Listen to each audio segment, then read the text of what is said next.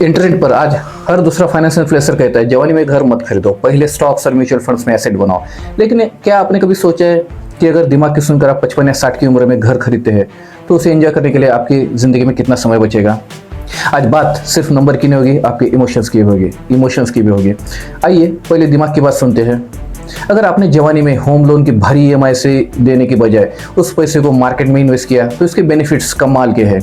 आपका अपसाइड यह है कि आपको कंपाउंडिंग की पावर मिलती है, म्यूचुअल फंड स्टॉक्स आपका पैसा बहुत तेजी से ग्रो करता है और आपको करोड़ों का पोर्टफोलियो भी बन जाता है। आपके पास लिक्विड कैश होगा, उसकी वजह से आप कोई भी बड़ा फैसला ले सकते हैं। लेकिन इसका एक बहुत बड़ा नुकसान भी है जिसे लोग अक्सर छुपाते हैं, रियल एस्टेट इन्फ्लेशन। जो घर आज आपको 50 लाख रुपए का मिल रहा है वो शायद 20 साल बाद 2 करोड़ का मिल रहा होगा और यही प्रॉपर्टी का दाम आपके इन्वेस्टमेंट के पैरेलल चल रहा होगा।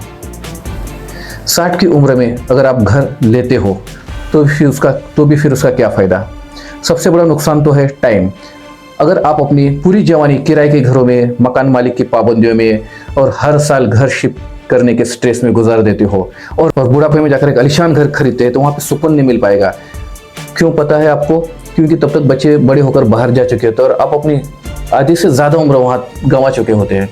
अब बात करते हैं दिल की। अगर आप अपने जवानी के 25 या 35 की उम्र में घर ले लेते हैं तो उसका बेनिफिट है, उसका फ़ायदा ये है कि उसकी एक इमोशनल सिक्योरिटी होती है। आपका अपना एक परमानेंट ठिकाना होता है जहाँ से आपको कोई निकाल नहीं सकता। आपकी जवानी, आपके बच्चे, आपका बचपन, खूबसूरत यादें उस घर में खुलकर एंजॉय कर सकते हैं। लेकिन उसका नुकसान भी है। अगर आप दिल की बात सुनेंगे तो उसकी कीमत चुकानी पड़ेगी आपको होम लोन की किस्त 20 साल की उम्र तक एक फाइनेंशियल केज में रखेगी।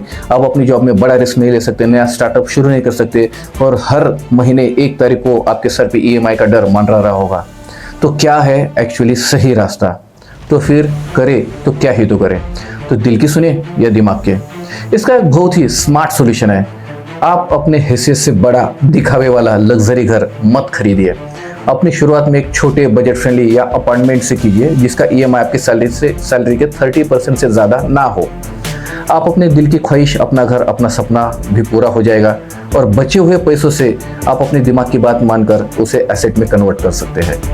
आखिर में याद रखिए, घर सिर्फ एक फाइनेंशियल इन्वेस्टमेंट नहीं है बल्कि एक इमोशनल एसेट भी है। इस जंग में आप किसके साथ हैं, दिल के साथ या दिमाग के साथ? आप किस उम्र में अपना घर लेना सही मानते हैं? कमेंट में अपनी राय ज़रूर बताएं।